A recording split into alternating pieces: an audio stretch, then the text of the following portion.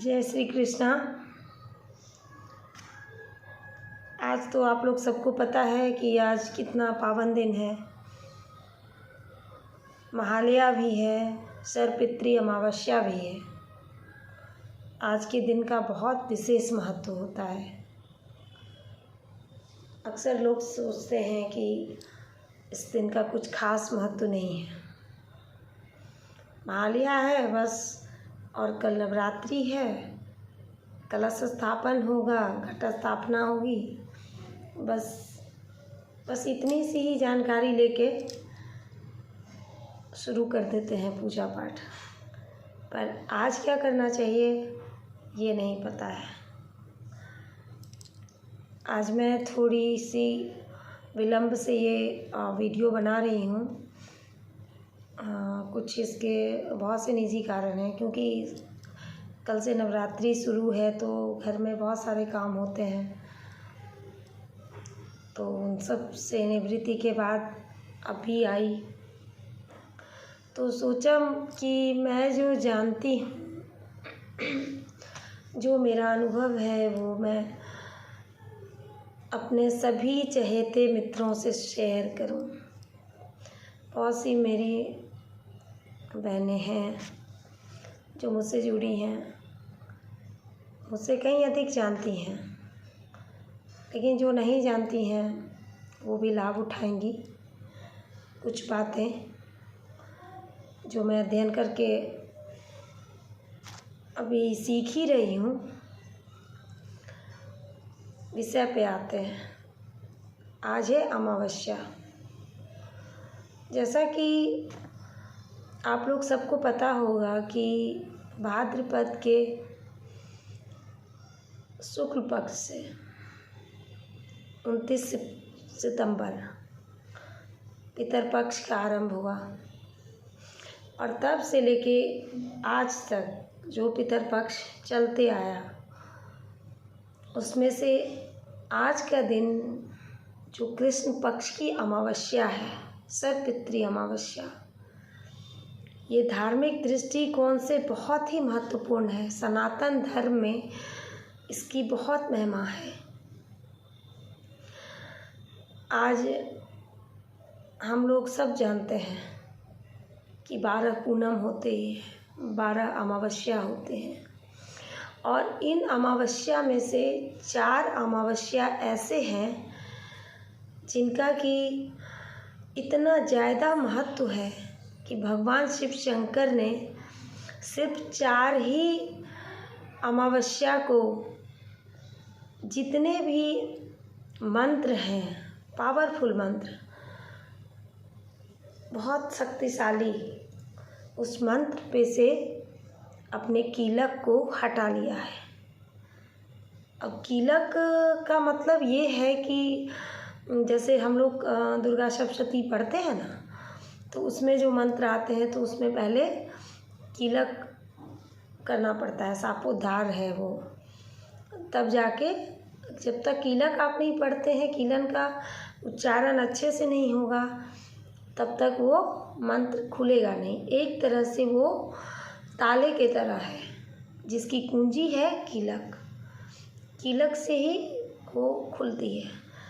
तो महादेव ने हर सभी मंत्रों पे इसीलिए कीलक लगाया, ताकि जो तांत्रिक हैं, जो तांत्रिक साधना में लिप्त हैं, तो कहते हैं ना समाज में कि कोई काला जादू कर दिया या बहुत तरह का अंधविश्वास नहीं फैले समाज में, कोई किसी की बुरी भावना से उन मंत्रों का दुरुपयोग ना करे, इसके लिए भगवान शिव शंकर ने सभी मंत्रों पे कीलक लगा दिया।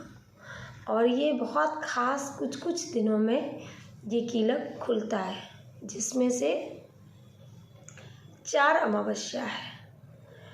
और उन 4 अमावस्या में से सबसे महत्वपूर्ण जो अमावस्या है वो आप लोग सबको पता है। मैं बताती हूँ कि वो 4 अमावस्या कौन कौन से हैं, और दुर्गा सप्तशती में इसका वर्णन कहाँ है। तो दुर्गा हम लोग तंत्रोक्त रात्रि सुक्तम पढ़ते हैं सबसे पहले। ये दुर्गा सप्तशती जब कल आप लोग पाठ जो करेंगे तो उसके पहले आज और कल, ये आज कभी भी, आज रात्रि तक में आप कभी भी ये पाठ कर सकते हैं। और अगर आज नहीं भी कर पाए तो कल पाठ आरंभ करने से पहले ये ज़रूर पढ़ें। ये मैं नहीं बोलूँगी कि आप दुर्गा सप्तशती में जो पहला अध्याय है उसके बाद ये पढ़ें, नहीं, पहले अध्याय करने से ये पहले पढ़ें। जैसे ही पढ़ेंगे आप कवच पढ़ेंगे, अर्गला पढ़ेंगे, उसके बाद ये पढ़ेंगे तंत्रोक्त रात्रि सुक्तम। तो चलिए पढ़ते हैं। सबसे पहले हम गणपति को ध्यान कर लेते हैं। ओम गण गणपतिये नमः। क्योंकि प्रथम पूज्य हैं वो हमारे, ये सब आप लोग जानते हैं, उतना मैं डेप्थ में नहीं जाऊंगी, समय कम है थोड़ा।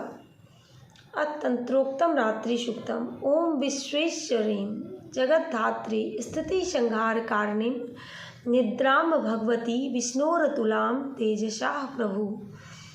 ब्रह्मोवाच त्वं स्वहा त्वं स्वधा त्वं हि वषट्कारः स्वरात्मिका सुधा त्वमक्षरे नित्ये त्रिधा मात्रात्मिका स्थिता अर्धमात्रा स्थिता यानुर्चार्या विशेषतः त्वमेव संध्या सावित्री त्वं देवी जननी परा त्वैत धारते देवी त्वैत विश्वं त्वैत सृज्यते जगत् त्वैत पालते देवी त्वं स्थिते च सर्वदा विसृष्टो सृष्टिरूपा त्वं स्थितिरूपा च पालने तथा सहन्ति रूपान्ते जगतुवस्य जगन्मये महाविद्या महामाया महामेधा महास्मृतिः महामोहा च भवती महादेवी महासुरी प्रकृतिस्त्वं च सर्वगुणत्रय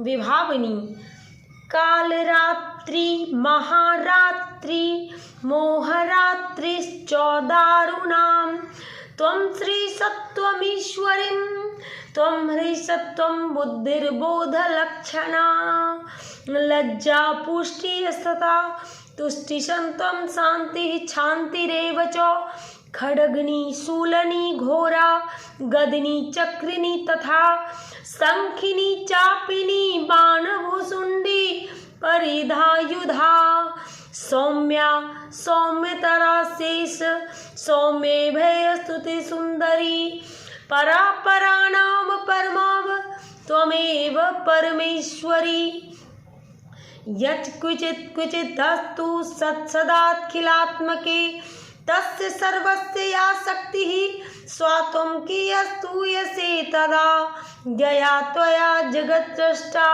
जगत्यत्पात्यति यो जगत् सोऽपि निद्रावशः नीतः स्तुतुमीश्वरः विष्णुः शरीरग्रहणमहमीशान एव च कारितास्ते यतोस्त्वां कः स्तुतुं शक्तिमान् भवेत् स्वात्वमित्थं प्रभावै स्वैरुदारे देवी संस्तुता मोहयतो दुराधर्षा वसुरो मधुकैटवो प्रबोधं च जगत्स्वामी नियतामुच्यतो लघुः बोधश्च क्रियन्तामस्य हन्तु मे तो महासुरो।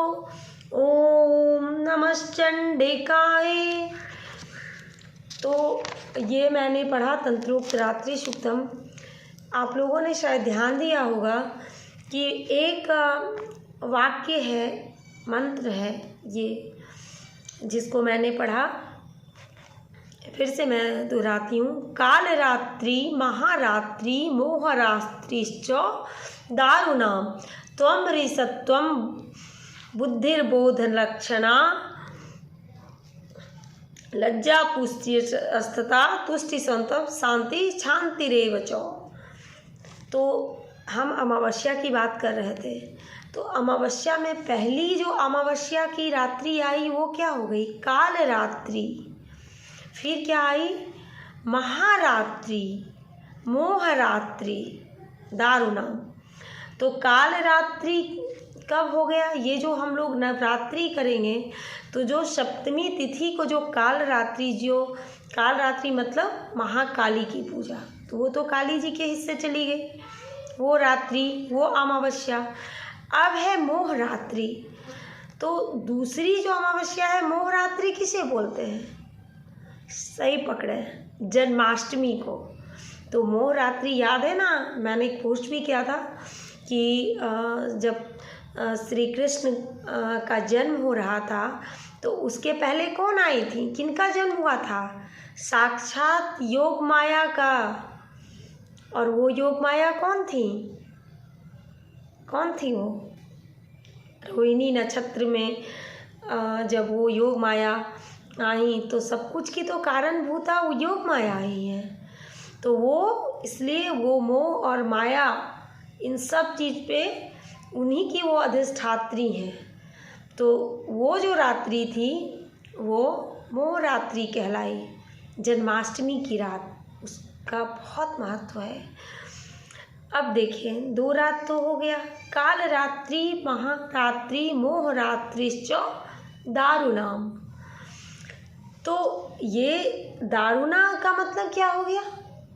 दारुणा का मतलब हुआ कि दारुण रात्रि, दारुण का मतलब बहुत ज़्यादा दुख पीड़ा से निकलकर जो सुख की रात्रि आती है, मतलब जो होलिका दहन हो रही है, जिस समय होली के समय होलिका दहन जब होती है तो वो दारुण रात्रि कहलाती है।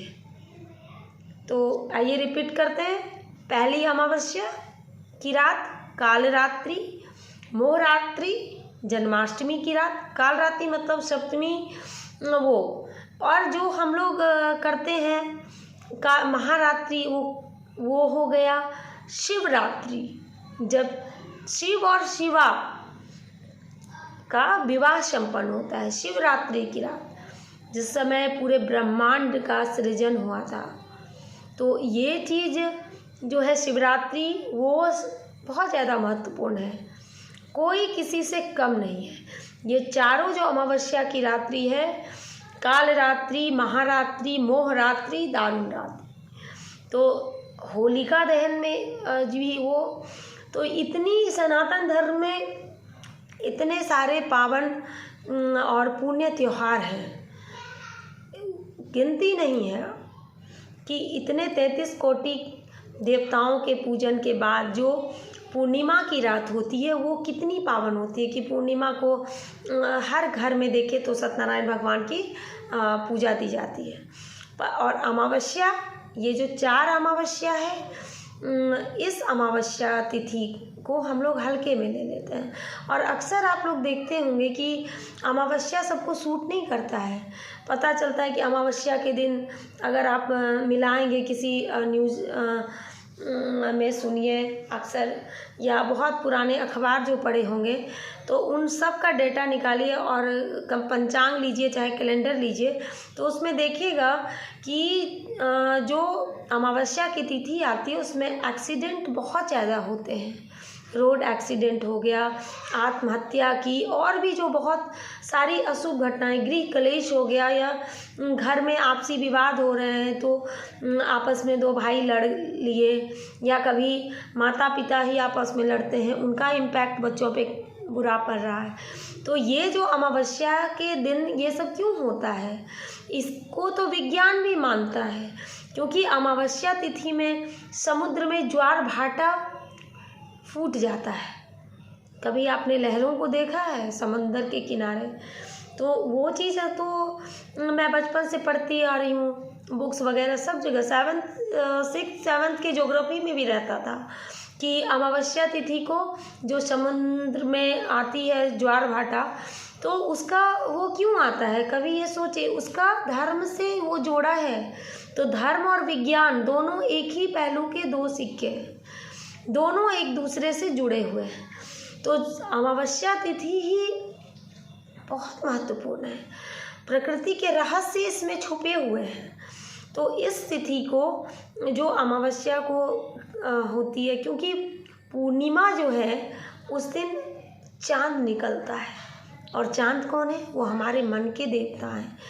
चंद्रमा, अगर चंद्रमा कहते हैं ना कि अगर कुंडली में चंद्रमा खराब है तो उस आदमी का दिमाग हमेशा गर्म रहता होगा, हमेशा लड़ेगा चलेगा या बहुत उदास रहेगा, बहुत सैड सैड फील करता है। और अमावस्या के दिन इनका लोप होता है। तो जिसकी भी कुंडली में या जो भी आदमी उस प्रकृति का है, अमावस्या के साथ शनि महाराज होते हैं, हमारे न्यायाधीश, कर्म के देवता, राहु केतु, और जितनी योगिनियाँ हैं, जितनी महामाया की, माँ जगदम्बे की जितनी भी योगिनी हैं और कर्ण पिचासिनी हैं, जितनी भी शक्ति है, 64 योगिनी हैं, ये सब प्रकृति में चलायमान रहती हैं। और अमावस्या तिथि में अगर किसी का कर्म सही नहीं है तो वो उसका पीछा करता है। तो उस दिन थोड़ा सा बच के रहें। जिसकी कुंडली में योग खराब है अमावस्या का, तो वो बाहर ना निकलें। एक्सीडेंट, अगर गाड़ी चला भी रहे हैं, बहुत अर्जेंसी है तो बहुत ध्यान रख के चौकन्ने होके चलाएं। और अगर उस दिन मौन व्रत कर लें तो घर में पति पत्नी के बीच झगड़े नहीं होंगे, या पति से या पत्नी वैसी है तो थोड़ा सा दूरी बना लें। बच्चों को मत बोलें, कुछ ऐसा इस तरह का परिस्थिति ना बनाएं कि आत्महत्या करने को लोग मजबूर हो जाएं। और ये सब अमावस्या तिथि को होता है क्योंकि बहुत सारी नकारात्मकता हमारे आकाश गंगा से होते हुए नीचे धरती पे आती है। तो आकाश गंगा जो है वो बहुत पवित्र है, जिसको इंग्लिश में गैलेक्सी बोलते हैं। तो वो पवित्र आकाश गंगा को सिर्फ नवरात्रि में माता रानी के द्वारा ही वो बहुत ज़्यादा पावरफुल हो जाती हैं। वो जितना तारों का समूह है, 27 नक्षत्र जितने हैं, वो सारे पवित्र और सारे पावन होके आशीर्वाद बरपाते हैं धरती पर। और उसके पहले का दिन जो ये तिथि आया अमावस्या, उस दिन सारी बुरी शक्तियाँ धरती पे आती हैं, नकारात्मकता आती है। अगर किसी के मन में नेगेटिव चीज़ चल रहा है तो वो आपको डैमेज करेगा। तो इसीलिए भगवान कृष्ण बोलते हैं ना कि हमेशा सकारात्मक सोचो। नकारात्मक सोचिएगा तो ब्रह्मांड में तो पहले से नकारात्मकता उतरी हुई है। आप अगर नकारात्मक हो रहे हैं, नेगेटिव चीज़ों से पूरा आप पे इम्पैक्ट पड़ रहा है नेगेटिव चीज़ों का, तो जो तरंगित है ब्रह्मांड में, वातावरण में, तो उससे तो आप तुरंत संपर्क में आ जाएंगे ना। वो तो आपको ढूंढेगा कि देखो एक मेरा यहाँ पे नेगेटिव पर्सन घूम रहा है, और वो जो नेगेटिव चीज़ है वो आप पे हावी हो जाएगा। और आपके वो कर्म में ना चाहते हुए भी आप कुछ ऐसे डिसीजन लीजिएगा, वो आप नहीं कर रहे हैं, वो आपसे ग्रह दशा करवा रहा है। तो इस चीज़ को दूर करने के लिए हम लोग सबसे उचित यही रहेगा कि माँ जगदम्बा का, महादेव का, या जो भी आपके आराध्य हैं, भगवान कृष्ण का, आप सच्चे सनातनी हैं तो भगवत भजन करें। और भगवान के नाम में इतनी शक्ति है कि आप अगर भगवान का स्मरण करते हैं सुबह से, तो कोई अमावस्या तिथि में आपका बाल भी बांका नहीं होगा। ये चीज़ एकदम रखिए, ये भरोसा रखिए कि ईश्वर के नाम में, चाहे आप हनुमान भक्त हों, शिव पार्वती के भक्त हों, चाहे जिसके भी भक्त हों, उनका नाम आस्था से लीजिए। जो आपके गुरु हैं उनका नाम स्मरण कीजिए, तो आपका कुछ नहीं बिगड़ पाएगा। और अमावस्या तिथि को बहुत सारे जो साधक हैं वो सिद्ध करते हैं अपने मंत्रों को, अपनी आराधना को, अपनी साधना को पूर्ण करते हैं। इसलिए भगवान शिव शंकर ने सबके साथ न्याय किया और इन 4 रात्रि को काफ़ी महत्वपूर्ण बनाते हुए वो चारों सभी मंत्रों पर से कीलक को हटा दिया, मतलब वो ताला कुंजी को खोल दिए। वो इसीलिए निगेटिविटी बढ़ सकती है। जो असुर प्रकृति के हैं, जो आसुरी प्रकृति है जिनका, तो वो भी साधक या कोई लोग कलयुग में सबको भगवान तो मिलते नहीं आसानी से, जैसे सतयुग में मिल जाया करते थे कि तपस्या किए तो भगवान उपस्थित हो गए। तो अब इस कलयुग में भगवान ने ऐसा ही प्रावधान किया कि 4 रात्रि जो अमावस्या की है उस पे से कीलक हटा दिया उन्होंने। तो ये अब हम जान गए कि वो 4 रात्रि कौन कौन सी है। शिवरात्रि हो गई, होलिका दहन की रात्रि हो गई, दारुण रात्रि जिसे बोलते हैं, मोह रात्रि हो गई जब जन्माष्टमी की जो रात्रि है, और शिवरात्रि हो गई, और सप्तमी की जो काल रात्रि है तो वो जिन भद्रकाली माँ की हम लोग पूजा करते हैं। तो ये सब प्रकृति के रहस्य जो हैं उनसे जुड़िए। और सर्वपितृ अमावस्या इसलिए बोला गया आज कि हमारे जितने पितर हैं सब आते हैं धरती पे, आज उनकी अंतिम रात्रि है। तो उनका हमारा धर्म है कि हम उन्हें क्यों प्यासे रखें, वो कुछ आएँ तो हम उनको पानी पिलाते हैं, पानी पिलाएं, उसमें थोड़ा गुड़ डाल दें, चीनी डाल दें, जो तर्पण करते हैं उस थोड़ा भोग लगा दें चावल को।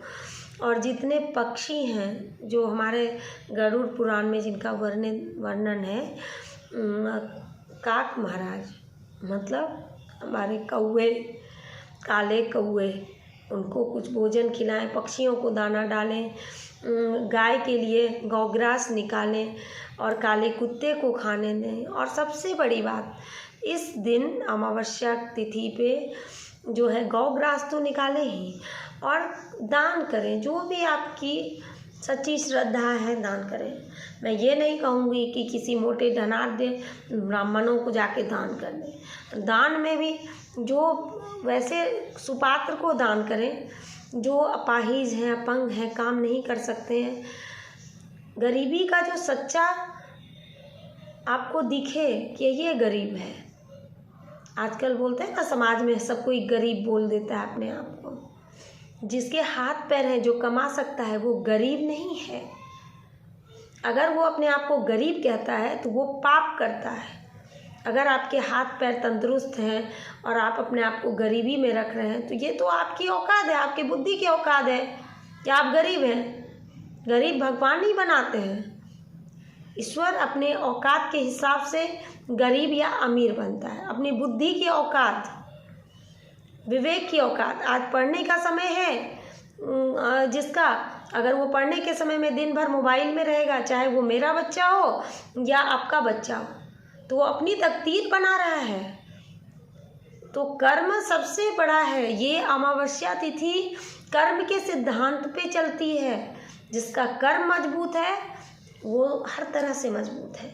तो ऐसे गरीब को ढूंढिए जो अपाहिज है, विकलांग है, जो काम नहीं कर सकता है, जो एक टाइम का रोटी और प्याज नमक भी नहीं खाने की हालत में है। वैसे गरीब की तलाश कीजिए और वैसे ज़रूरतमंद को, सुपात्र को दान कीजिए, तब आपको दान का फल मिलेगा। ये हमारे श्री कृष्णा कहते हैं, और वो जो बोल के गए वो अक्षर से सही है। उसको तो बड़े बड़े विद्वान भी मानते हैं। तो भाई ये सब सोचना पड़ता है ना। तो अब देखिए, ये अमावस्या पे मैंने आज विशेष बताया है, महालया है आज। तो कल नवरात्रि की मैं ढेर सारी शुभकामनाएं दे रही हूँ। सभी माता रानी की, जैसे भी माता रानी की पूजा करें, मैया है वो सबको आशीर्वाद देती हैं। जिसे मंत्र आता है उसे भी, जिसे नहीं आता है उसे भी। तो माँ, इसीलिए तो माँ माँ बोला जाता है ना। जो बच्चा खाने मांगता है उसे भी खाना देती हैं, जो नहीं मांगता है उसके भी मन की बात मैया जान लेती हैं। जय अम्बे माँ। आज के लिए इतना ही। अब नवरात्रि में मैं कोई वीडियो नहीं बना पाऊँ तो मेरी व्यस्तता समझ सकते हैं। Next time. जय अम्बे। शुभ रात्रि।